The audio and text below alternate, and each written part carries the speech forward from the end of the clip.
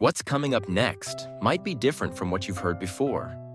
I still say go with the flow. What I'm sharing might not immediately fit with your usual way of thinking, but it could very well be the right direction toward enlightenment and awakening. I've heard many interpretations of the Heart Sutra, with most focusing heavily on the concept of emptiness. Do you ever feel like, despite hearing many explanations and teachings about emptiness, you still don't quite know how to apply it in real life? In fact, I don't think the Heart Sutra is really about the word emptiness. Otherwise, why wouldn't the Diamond Sutra mention emptiness at all? Getting fixated on explaining the emptiness in the Heart Sutra is itself a mistake. It's like getting caught up in the concept of nothingness mentioned in the Tao Te Ching. Emptiness and nothingness are experienced and realized through deep practice and understanding, such as through the practice of deep wisdom or Prajnaparamita. Emptiness is the result, not the cause or method. No matter how well you understand emptiness, it won't solve your nighttime worries or remove your troubles. In life, the emotional issues that trap you anytime and anywhere come from judgments that arise in your mind. When judgments arise, so do I. When I appear, all problems follow. If you can make I disappear, you'll see that everything is fine and there's no problem that needs solving. The Heart Sutra reveals this truth. All 5 aggregates are empty. What are the 5 aggregates?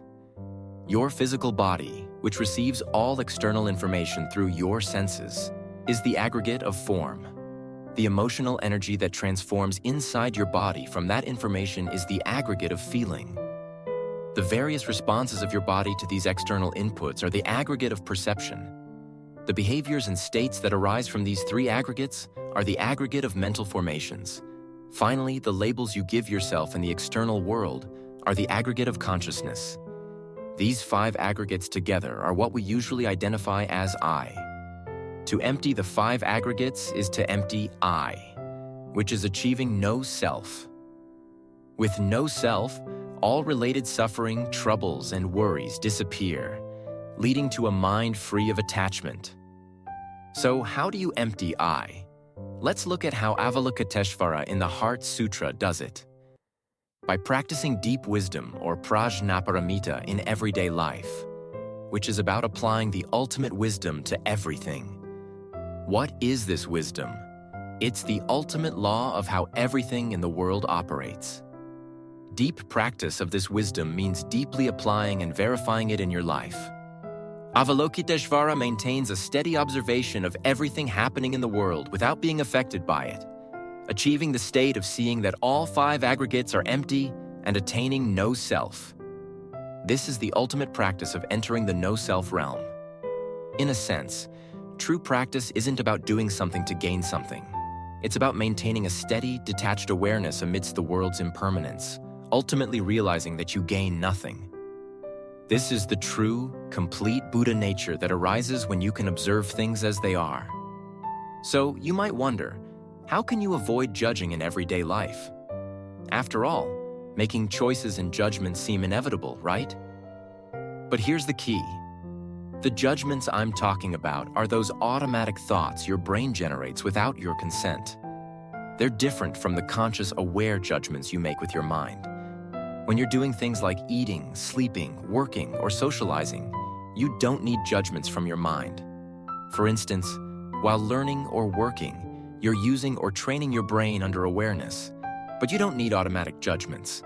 Once you buy into these judgments, you create a self out of the 5 aggregates, and this self will pull you into troubles and suffering. Remember, we rely on awareness and the mind and body working under awareness, not on automatic judgmental thoughts and emotions. Finally, remember this and really reflect on it. The judgments that rise in your mind unconsciously are the real reasons you can't achieve the state of observing things as they are.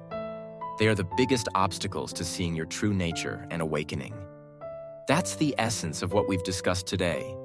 True practice is about cultivating a deep, detached awareness, free from automatic judgments and emotional entanglements. By focusing on this mindful observation, you can gradually empty the self and find peace amidst life's chaos.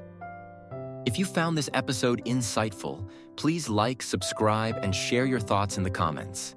Your feedback helps us create content that truly resonates with you. Join us next time for more exploration into mindful living and self-discovery. Until then, take care and stay present.